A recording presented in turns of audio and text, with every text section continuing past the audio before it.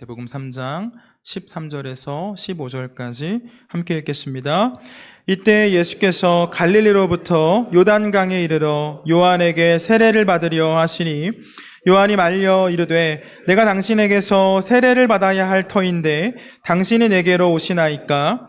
예수께서 대답하여 이르시되 이제 허락하라. 우리가 이와 같이 하여 모든 의를 이루는 것이 합당하니라 하시니 이에 요한이 허락하는지라. 아멘.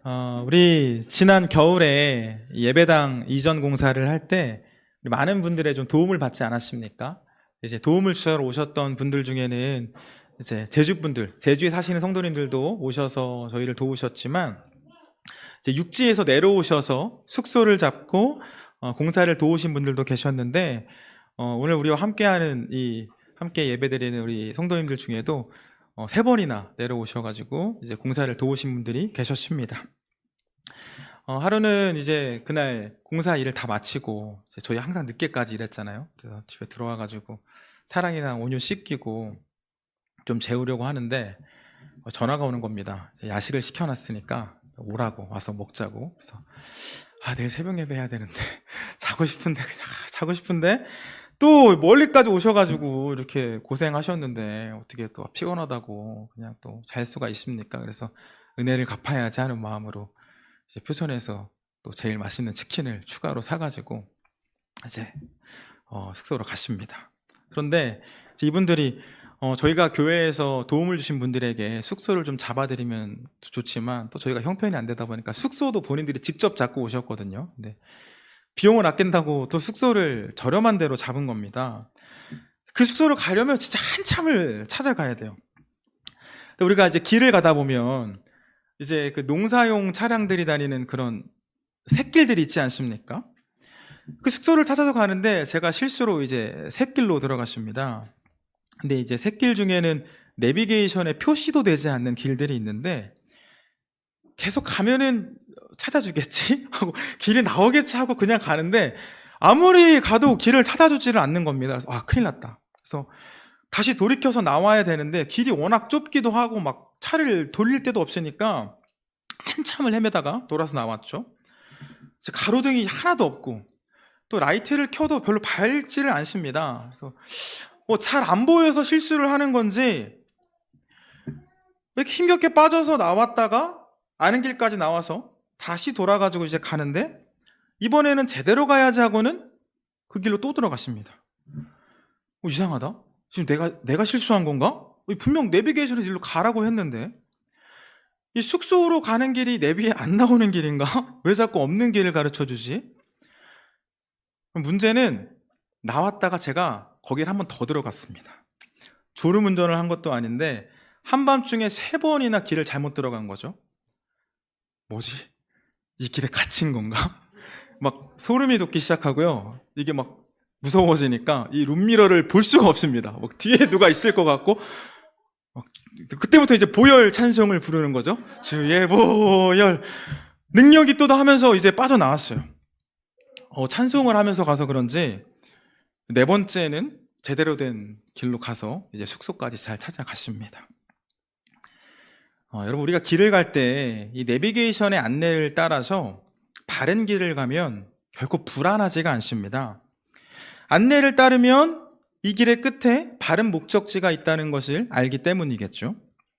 그런데 이 내가 가는 길이 내비게이션에서 벗어나면 또 자꾸 벗어나고 심지어 가는데 막 길이 사라져버리면 그때부터는 불안해지죠. 어떻게 해야 되나요? 다시 돌아서 나와야 됩니다. 잘못된 길로 들어선 건 알았을 때는 최선을 다해서 빨리 나와야 합니다. 그래야 마음의 불안이 사라지고 평안이 찾아오게 되죠. 예배 시간마다 이 앞에 있는 목사는 여러분 예수님이 우리와 함께 하시기 때문에 우리에게는 기쁨이 있고 평안이 있다라고 설교합니다. 그렇다면 정말 여러분의 삶에는 기쁨으로 가득하고 평안으로 가득하신가요? 여러분, 혹시 여러분의 삶에 불안과 염려가 계속되고 있다면 내가 지금 예수님과 함께하고 있는 것이 아니라 예수님과 다른 길을 걷고 있지는 않는지 돌아보셔야 합니다. 그리고 만약 내가 걷는 이 길이, 내 발걸음이 예수님께서 가시는 길로부터 멀어져 있다면, 떨어져 있다면 빨리 돌이키셔야 합니다. 저와 여러분은 예수님의 품 안에 있을 때 예수님과 함께하며 예수님의 그 돌봄의 은혜를 받을 수가 있는데, 그때 우리 마음에는 염려와 불안이 사라지고 참된 기쁨과 평안이 찾아오게 될 줄 믿습니다. 함께 살펴볼 이 마태복음 3장은 이제 성인이 되신 예수님께서 본격적으로 사역을 시작하시기 전에 세례를 받으시는 그 장면을 소개하고 있습니다. 예수님께서는 세례 요한에게 세례를 받으셨는데 당시에 요한이라는 이름은 굉장히 흔했습니다. 그래서 이 성경의 기자는 이 요한이 세례를 베풀었던 요한입니다 라는 것을 가르쳐 주기 위해서 세례 요한이라고 표시하고 있습니다. 이 세례 요한은 유대 광야에 머물면서 낙타 털옷을 입었고요, 또 허리에는 가죽띠를 띠었습니다. 음식으로는 메뚜기와 석청, 이 꿀만을 먹었다고 하죠. 굉장히 절제된 삶을 살았습니다. 무엇보다 이 세례 요한은 사람들이 주님을 맞이할 수 있도록 준비를 시켰는데, 이를 위해서 요단강에서 세례를 베풀었습니다. 여러분, 세례가 뭐죠? 세례가 뭔가요? 세례는 하나님과의 연합을 상징하고요, 이제 내가 하나님의 백성이 되었다라는 표시입니다. 그런데 죄 많은 백성들이 거룩하신 하나님과 연합하기 위해서는 뭐가 필요할까요? 회개가 필요합니다. 회개. 세례 요한이 세례를 베풀면서 말씀을 선포했는데요, 마태복음 3장 1절에서 2절 말씀, 1절 2절 같이 읽겠습니다. 시작. 그때 세례 요한이 이르러 유대 광야에서 전파하여 말하되 회개하라, 천국이 가까이 왔느니라 하였으니. 아멘. 회개하라, 천국이 가까이 왔다. 여러분, 회개는 우리가 예배 시간마다 하나님 용서해 주십시오 하는 그 기도도 회개이지만, 사실 회개는 돌이키다, 돌아서다 라는 뜻을 갖고 있습니다. 천국이 가까이 왔으니, 곧 구세주 되신 그 예수님을 통해 통치하시는 하나님의 나라가 가까이 왔으니 하나님께로 돌아와라, 하나님께로 돌아서라 라고 선포한 거죠. 죄 많은 영혼들이 하나님의 백성이 되기 위해서는 하나님께로 발걸음을 돌이켜야 했고, 세례 요한은 그렇게 돌아온 이들에게 세례를 베풀었는데 구원을 소망하는 많은 사람이 전국 각지에서 몰려들었습니다. 5절에서 6절 말씀 함께 읽겠습니다. 이때 예루살렘과 온 유대와 요단강 사방에서 다 그에게 나와 자기들의 죄를 자복하고 요단강에서 그에게 세례를 받더니, 영혼의 문제, 생명의 문제로 불안함을 느낀 이들은 자신들의 죄를 자복하고 곧 회개하고 세례를 받았습니다. 그런데 그때 구원을 받기 위해서만 사람들이 나온 게 아니라 유대의 종교 지도자들도 이 현장을 찾았다라고 하는데요, 성경학자들의 견해를 따르면 이들은 세례를 받기 위해 나온 게 아니라 세례 요한이라는 사람이 어떤 사람이었는지, 그가 지금 무슨 일을 하고 있는지를 보기 위해 나왔다라고 보고 있습니다. 왜냐하면 유대인들은 원래 세례를 받지 않았습니다. 당시의 세례는 유대인들이 받는 게 아니라 유대인이 아닌 사람들이, 우리는 유대인이 아니죠, 우리와 같은 사람들이 유대인이 되고자 할 때 세례를 받았는데, 당연히 자신들에게는 세례가 필요하지 않았다라고 생각을 했겠죠. 그들은 나는 세례 받지 않아도, 회개하지 않아도 구원받는다라고 믿었습니다.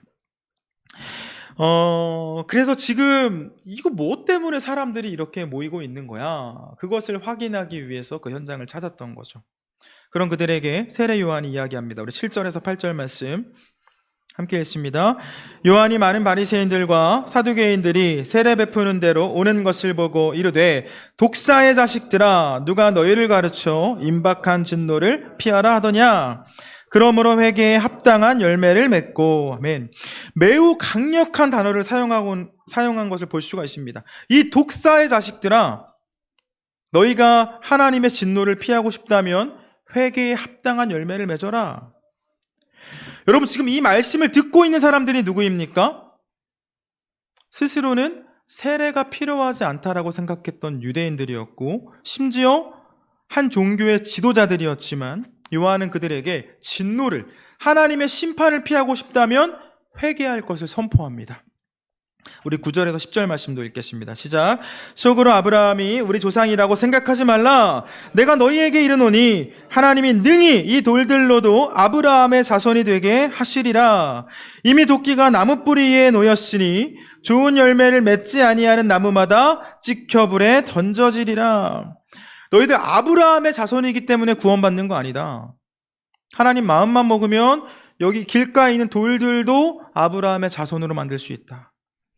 우리 함께 읽은 10절 말씀을 보면 지금 도끼가 나무 뿌리에 놓여 있다라는 말씀이 있지 않습니까? 이 말씀은 지금 이 나무꾼이 모든 준비를 갖추었습니다. 이 휘둘러서 나무에 닿기 직전인 거죠. 지금 그 직전에 있는 상태를 말한 겁니다. 조금만 더 휘두르면 그 나무가 찍혀서 땔감이 될 수 있다. 이것을 말한 겁니다. 하나님의 진노, 심판이 얼마 남지 않았음을 말한 거죠. 얼마나 무서운 말씀입니까? 이 바리새인과 사두개인들은 자신들은 종교인이고 신앙적인 삶을 살고 있다라고 생각을 했습니다. 스스로 믿음이 좋다라고 생각을 했겠죠? 이미 구원받은 존재라고 여겼습니다. 그러나 요한은 그들을 향해 독사의 자식이라고 불렀고 회개하지 않으면 진노하신 하나님의 심판을 피할 수 없다라고 가르쳤습니다. 그런데 여러분, 세례 요한이 오늘 우리와 같은 시대를 살았다면 우리에게도 비슷한 말씀을 선포하지 않았을까요? 매주 주일 예배를 드리고 있는 우리는 이미 구원받은 존재라고 생각을 합니다. 맞죠? 우리는 하나님의 놀라운 은혜 안에서 구원을 선물로 받았습니다. 그런데 우리 마음이 하나님을 떠나길 원하고 우리의 발걸음이 계속해서 하나님으로부터 멀어지려 한다면 우리는 구원의 자리에서 멀어질 수 있습니다. 우리 성경 뒤로 조금만 넘기셔서 마태복음 7장 22절 말씀 좀 볼까요? 주님께서 열매가 중요하다라고 하시면서 하신 말씀입니다. 같이 읽겠습니다. 시작. 그날에 많은 사람이 나더러 이르되 주여 주여 우리가 주의 이름으로 선지자 노릇하며 주의 이름으로 귀신을 쫓아내며 주의 이름으로 많은 권능을 행하지 아니하였나이까 하리니, 주의 이름을 부르고 주의 이름을 선포하고 주의 이름으로 귀신을 쫓고 많은 권능을 행했다 하더라도 심판의 때가 되면 내가 너를 알지 못한다 라는 그 예수님의 음성을 들을 수도 있다는 거죠. 23절 같이 읽습니다. 그때 내가 그들에게 밝히 말하되 내가 너희를 도무지 알지 못하니 불법을 행하는 자들아 내게서 떠나가라 하리라. 여러분, 시작이 반이라는 말이 있죠. 무엇을 시작하든 시작이 중요한 것은 사실입니다. 그런데 시작은 반이지 전부가 아닙니다. 우리가 예수님을 만난 것은 시작입니다. 구원의 길에서 반 온 겁니다. 우리는 끝까지 구원의 완성을 이룰 때까지 예수님과 함께 걸어야 합니다. 예수님과 함께 동행하고 십자가의 길을 따라 진리로 생명의 길로 가야 합니다. 놀라운 은혜 안에서 예수님을 통해 구원을 받고 그분의 자녀가 되었다고 하더라도 죄를 알면서도 반복하고 다시 사단에게 종노릇하는 삶을 살아간다면 우리 주님, 내가 너를 알지 못한다 라고 말씀하실지 모릅니다. 세례 요한은 바리새인 그룹에 있다고 해서 구원받은 것 아니다, 사두개인들과 함께 어울린다고 해서 천국 가는 거 아니다 라고 이야기했습니다. 다르지 않습니다. 여러분, 우리 신앙의 연수가 우리를 구원으로 인도하지 못합니다. 우리의 직분이 우리를 천국으로 이끄는 건 아닙니다. 목사도 장로도 권사도 예수님께서 모른다라고 말씀하시면 아무 소용없습니다. 그래서 오늘 성경은 우리에게 말씀합니다. 회개하라, 천국이 가까이 왔다. 사랑하는 여러분, 예배의 자리를 지키고 있지만 내 삶 가운데 예수님이 계시지 않다면, 내 삶에 성령의 열매가 없고 예수님과 함께한 추억 전부 다 과거이고, 여전히 우리의 입술에는 예전에 만났던 예수님, 예수님과의 첫사랑만을 이야기하고 있다면 오늘 우리가 해야 할 일은 회개입니다. 우리의 마음과 우리의 발걸음, 우리의 삶이 예수님을 향해 돌아설 때 예수님은 우리를 당신의 나라로 인도해 주십니다. 자, 그런데 여러분, 우리가 함께 읽은 본문, 우리가 1절부터, 제가 1절부터 15절까지가 본문이라고 했지만 13절부터 읽지 않았습니까? 함께 읽은 그 본문을 보면 예수님이 요한에게 세례 받으시는 장면을 보여주는데, 예수님한테 세례가 필요할까요? 세례는 죄를 씻고 하나님과 하나가 되는 행위라고 말씀을 드렸습니다. 근데 예수님은 죄인이 아니시죠. 죄로부터 자유하신 분 아닙니까? 우리와 같은 사람의 몸을 하고 이 땅에 오셨지만 그 아담과 하와로부터 시작한 원죄로부터 자유하시기 위해 동정녀를 통해 이 땅에 오셨습니다. 아담의 후손으로 태어난 사람들에게는 모두 다 죄가 있지만, 그래서 죄 씻음이 필요하지만 예수님께는 씻김 받을 죄가 없습니다. 그것을 알았던 세례 요한이 이야기하죠. 14절 말씀 다시 한번 읽겠습니다. 시작. 요한이 말려 이르되 내가 당신에게서 세례를 받아야 할 터인데 당신이 내게로 오시나이까? 내가 주님께 세례를 받아야 하는데 어떻게 제게 세례를 받으려고 하십니까? 죄가 없으신 분 아닙니까? 세례가 필요 없는 분 아닙니까? 15절 말씀 읽겠습니다. 예수께서 대답하여 이르시되 이제 허락하라. 우리가 이와 같이 하여 모든 의를 이루는 것이 합당하니라 하시니 이에 요한이 허락하는지라. 아멘. 그 세례 요한의 물음에 예수님이 대답하십니다. 허락해라. 나에게 세례를 베풀라라는 것이죠. 내가 너에게 세례를 받는 것이 모든 의를 이루는 것이다 라고 말씀하십니다. 여러분, 예수님이 말씀하신 그 의가 무엇입니까? 예수님이 말씀하신 의는 하나님의 뜻을 의미하는데, 당신이 세례를 받는 것이 하나님의 뜻을 이루는 것이다 라고 말씀하셨습니다. 그렇다면 하나님의 뜻이 무엇인가요? 예수님께서 이 세상 사람들, 이 세상의 모든 사람들의 그 죄값을 대신 치르는 것이 하나님의 뜻이셨죠. 예수님은 하나님의 그 뜻을 이루시기 위해 죄가 없으셨지만 죄인들과 당신을 동일시하셨습니다. 죄인들의 대표가 되길 원하셨고 죄인들의 대장이 되길 원하셨습니다. 죄인들의 대장이 되셔서 자신에게 속한 그 모든 사람들의 죄값을 대신 치러주시길 원하셨다라는 거죠. 우리의 대장이 되시는 예수님께서는 나는 너희와 달라. 너희들은 죄인이지만 나는 거룩하잖아 라고 말씀하시면서 선을 긋는 게 아니라 당신이 모든 책임을 지시겠다라고 말씀하십니다. 그렇게 죄인들의 친구가 되어주셨죠.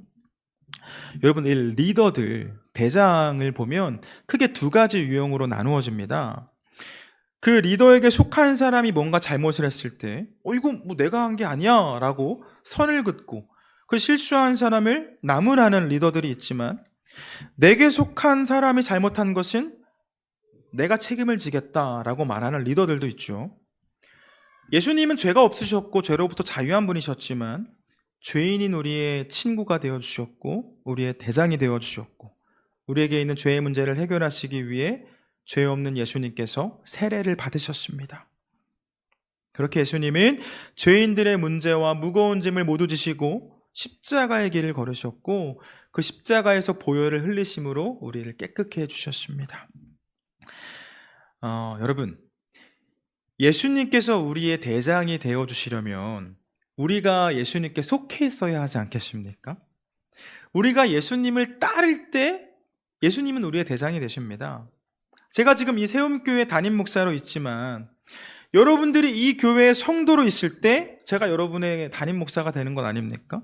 여러분이 저를 모른다고 하고 더 이상 저와 함께하고 싶어 하지 않는다면 제가 어떻게 여러분에게 담임 목사가 될 수 있겠습니까? 마찬가지이죠.